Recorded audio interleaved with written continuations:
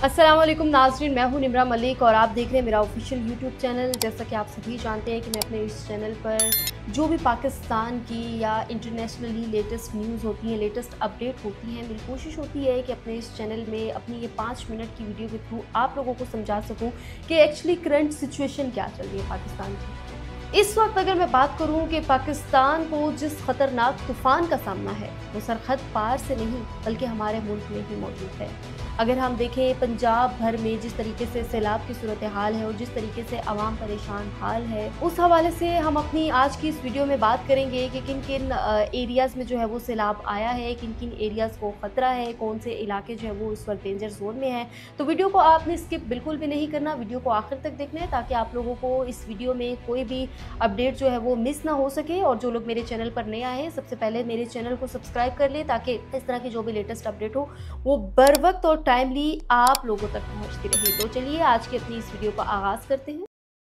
नाज़रीन, इस वक्त पाकिस्तान को जिस खतरनाक तूफान का सामना है वो बिलाखिर सरहद पार से हमारे मुल्क में दाखिल हो चुका है। ये वही भारत का तूफान है जिसकी वार्निंग भारत की जानिब से दी गई थी, लेकिन असल खतरा अब शुरू हो रहा है। एक ऐसी तबाही जिसका शायद हमने कभी तसव्वुर भी नहीं किया था। कश्मीर, खास तौर पर मकबूजा कश्मीर की जानिब से आने वाली सैलाबी लहरें इस वक्त पाकिस्तान में दाखिल हो चुकी हैं। पंजाब के बेशतर इलाके ज़ेरे आब आ चुके हैं। सिर्फ सियालकोट में 24 घंटों के दौरान 275 मिलीमीटर बारिश रिकॉर्ड की गई है। सियालकोट मुकम्मल तौर पर नाज़रीन पानी में डूबा हुआ है। पंजाब के मुख्तलिफ शहर एक एक करके पानी में गर्क हो रहे हैं। इस वक्त सूरत हाल मुकम्मल तौर पर काबू से बाहर हो चुकी है। लोगों ने अपने घर छोड़ना शुरू कर दिए हैं। शायद ये पाकिस्तान की तारीख का बदतरीन लम्हा होने जा रहा है। भारत की जानिब से पाकिस्तान को जो अलर्ट दिया गया था वो इसलिए नहीं था कि पाकिस्तान की खैर ख्वाही चाहते हैं, बल्कि मजबूरन हालात की संगीनी को देखते हुए इन्हें इत्तला देना पड़ी, क्योंकि अगर वो ऐसा ना करते तो शायद आलमी सतह पर भी उन पर सवालात उठ सकते थे। लेकिन सवाल यहाँ पर नाज़रीन यही है कि अब क्या होगा। अब जो बारिशें हो रही हैं ये सिर्फ मामूल की बारिशें नहीं बल्कि मुकम्मल तबाही का पैगाम है। आप अंदाजा लगाएं कि आने वाले दिन इससे भी ज्यादा बदतर हो सकते हैं। पीडीएमए ने पंजाब में हंगामी वार्निंग जारी कर दी है कि आइंदा 24 घंटों में शदीद तूफानी बारिशें और सैलाब का सामना होगा, खासतौर पर दरियाए रावी के बलाई इलाकों में। दूसरी तरफ भारत के डैम्स तकरीबन 98 से 99% तक भर चुके हैं, और जब भारतीय डैम्स भर जाते हैं तो पानी तो पाकिस्तान की तरफ छोड़ा जाता है, जो बराह रास्त पाकिस्तान में दाखिल होता है। नाज़रीन, यही सूरत हाल इस वक्त दरपेश है। इसका मतलब ये है कि हमें जो तबाही नज़र आ रही है वो सिर्फ शुरुआत है। असल पानी तो अभी आना बाकी है। हमारी ज़रख़ेज़ ज़मीनें जो कई बरसों से काश्तकारी के काबिल थी अब नाकाबिले काश्त हो रही हैं, क्योंकि बार बार सैलाब ज़मीन की साख को बदल रहे हैं। आइंदा फसलें किस ज़मीन पर होंगी, कौन सी ज़मीन बचेगी, ये सवाल अब हर किसान के जहन में है। ये सवाल मेरे जहन में है, ये सवाल आप लोगों के जहन में है। सबसे तशवीशनाक बात यह है कि आने वाले सीजन में जब हीट वेव आएगी तो वो फसलों को मजीद तबाह कर देगी। इस वक्त हमारी पैदावार मुसलसल कम हो रही है, फल बेजायका हो चुके हैं और इनमें वो ताजगी नहीं रही जो सेहत के लिए ज़रूरी है। इसका मतलब ये है कि माहौलियाती तबाही ना सिर्फ ज़मीन बल्कि पूरी खुराक, हमारी सेहत, हर चीज़ को मुतासर कर रही है। इस सारी सूरत हाल में स्विट्ज़रलैंड भी नज़र रखे हुए है।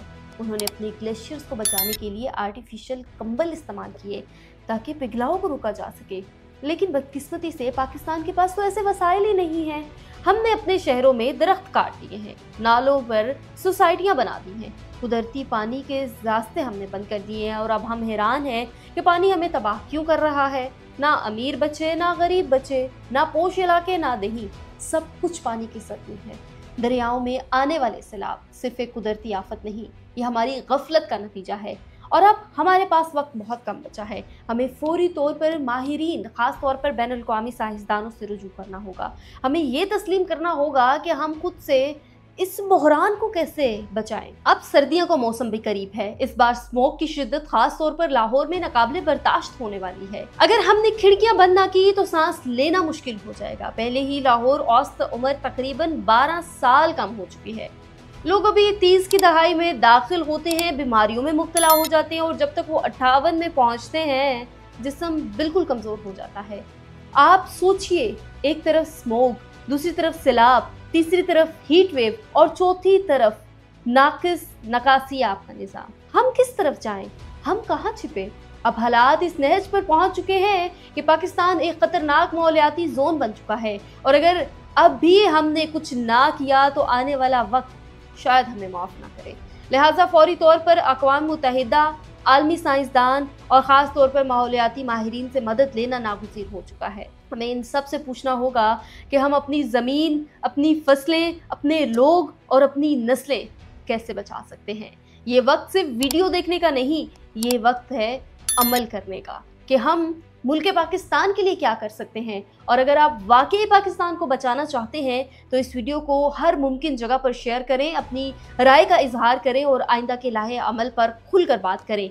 हमें एक दूसरे को बेदार करना है, वरना वक्त हाथ से निकल चुका होगा और हमारे हाथ में उस वक्त कुछ भी नहीं रहेगा। अभी अपना फ़र्ज़ पूरा करें और कमेंट सेक्शन में अपनी राय से हमें ज़रूर आगाह करें। और मज़ीद इस तरह की वीडियोज़ और लेटेस्ट अपडेट के लिए हमसे जुड़े रहिए। चैनल को सब्सक्राइब करें और मुझे दीजिए इजाज़त। अल्लाह हाफ़िज़।